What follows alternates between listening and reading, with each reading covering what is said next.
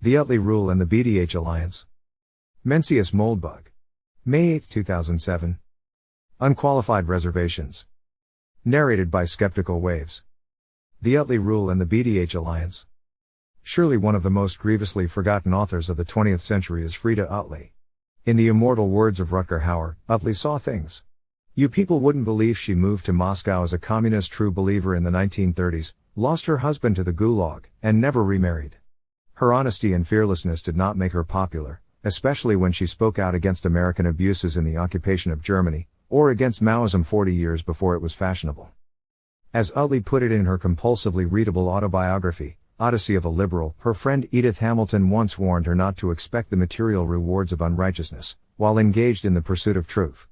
No such rewards appeared, and today her books are utterly obscure. But when all our liberals are Utley's kind, as they once were and surely will be again, I'll be proud to wear the label. Perhaps Utley's most acute realization in Odyssey, though on a trivial subject, is when she notices that her friend Bertrand Russell always uses the word we to refer to the government. She points out that this little linguistic tick is an unmistakable mark of any ruling class. Apparently this nostrism, if I can risk another obscure quasi-coinage, was more unusual in the 50s than it is now. Because, although I have tried repeatedly to break myself of the habit, I use exactly the same pronoun. It's an unmistakable sign of my Brahmin upbringing. I can't imagine counting the number of times I've heard someone say we should, when what they really mean is the government should. Language is repetition, and though my considered view is that it's just as bizarre to define we as the US federal government, especially for someone who isn't actually an employee of said entity, as it would be to use the first-person plural for Safeway, Comcast or OfficeMax, habits die hard. Today, Russell-style nostrism is peculiar, I believe, to the Brahmin caste. Certainly Helots, Dalits, and Vaisyas all think of the government as very much they. If optimists go with we, it's probably because they're so used to having to pass as Brahmins. I find it rather hard to imagine a cardiologist or a hedge fund hotshot genuinely thinking of Uncle Sam as we. It's all too easy to see nostrism as a trope of monstrous smugness and arrogance. This is very much one with the view of Brahmins you'll get from, say, Lawrence Auster, with whom I often disagree, but who is surely one of the most insightful and principled political writers of our time. To Auster they are all liberals. This label, which has meant so many things to so many people, is nothing but a brutal slur on his tongue. Auster sees Brahmins more or less the way most of us see Nazis. And indeed one can imagine an Austerian future in which liberalism is just as discredited as Nazism is today, or as it was in the Third Reich, for that matter. There is certainly no shortage of crimes that such a future, which I find improbable, but not impossible, could blame on the BDH alliance.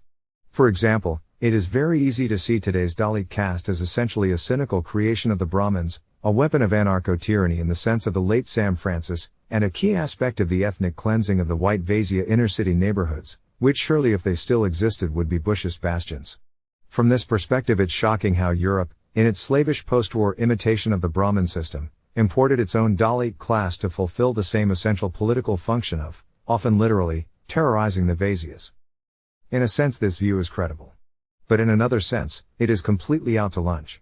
Because no Brahmin, at least no Brahmin I can imagine, ever thinks that he is, A, the ruling class, B, allied with criminals and peasants to crush the white working class and the old aristocracy, or, C, a cog in a 75-year-old political machine whose goal is to dominate the world and convert all humans to the worship of a single transnational, bureaucratic superstate in which his caste will play the traditional role of the Mandarin priest oligarch. Au contraire. He is working for peace and justice. He is fighting against racism, prejudice, corruption and oppression. He has never even considered the possibility of ruling the world. If he can, in some small way, serve it, this will be honor enough. His sincerity is obvious, and it is genuine.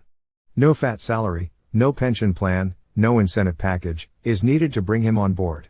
A grown man in his 40s, he may work for a sum that is barely a stipend. Yet to an alien observer, with no understanding of human psychology or motivations, I believe the former interpretation would seem perfectly plausible. Even obvious. So we have quite a discrepancy to explain. Perhaps our kernels and repeaters can help us with this puzzle? More later.